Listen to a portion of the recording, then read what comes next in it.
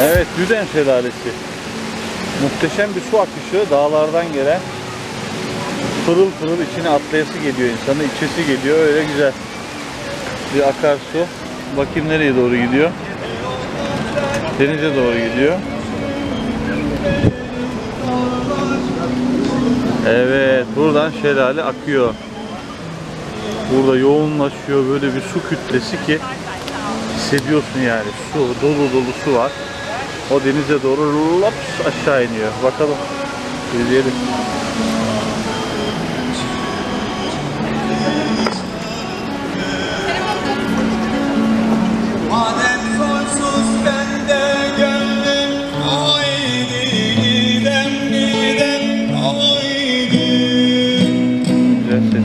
Niye doğru yoldan şaşırdım beni dağlar. Evet, çok güzel bir türkü. Evet, Düden Şelalesi. Bir bakalım yakından. Suya akışını izleyelim. Buradan sonra işte oteller bölgesi başlıyor. Kundu. Bir bakalım akan şelaleye.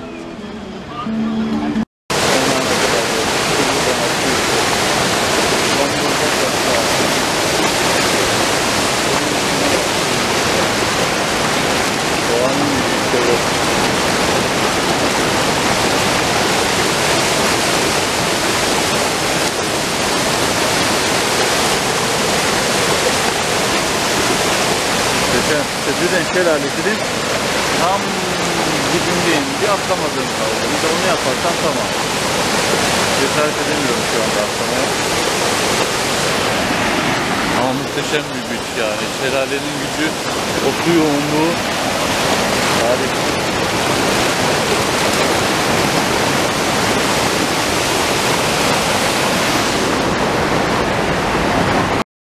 Atlayayım mı kuzenler, ne dersiniz?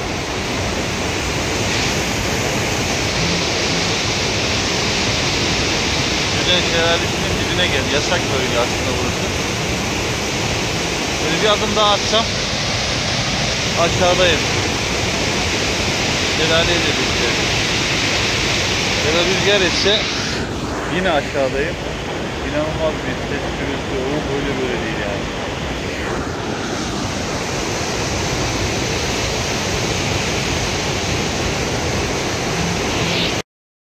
Ya bir şey. Muhteşem.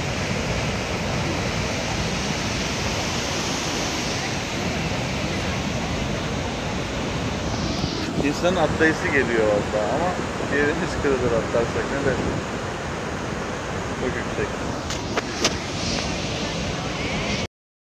Dağın tam dibindeyiz. Böyle akıyor işte Düden Şelalesi. Denize doğru. Mis gibi. Atlayasım var, içesim var suyu. Öyle bir etki yaratıyor. İnsanın altında durası var. Evet, belki bir gün altında da dururuz. Ne dersiniz? Orada bir kayalık var. Balıkçı var orada bir tane. Oraya nasıl inilir onu keşfedip orada duracaksın. Mis gibi. Serin serin esiyor. Suyun gücü, doğanın gücü. Su hayat demektir zaten. Hayatı birebir yansıtıyor. Mis gibi. Şelalesi.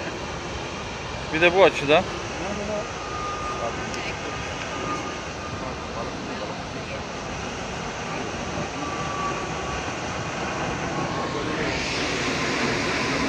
Evet, çiçeklerimiz de çok güzel böyle. Fales çok, buradan atlayamayız. Çok yüksek. Ama mis gibi su var. Oh. Dağlardan gelen su denize akıyor. Nasıl serinlik veriyor? Mis gibi hava. Biz yola devam edelim.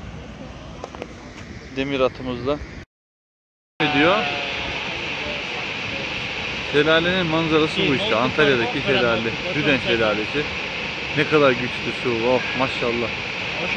İnsan hoşuna gidiyor şelaleyi izlemek. Gerçekten rahatlatıcı bir duygu.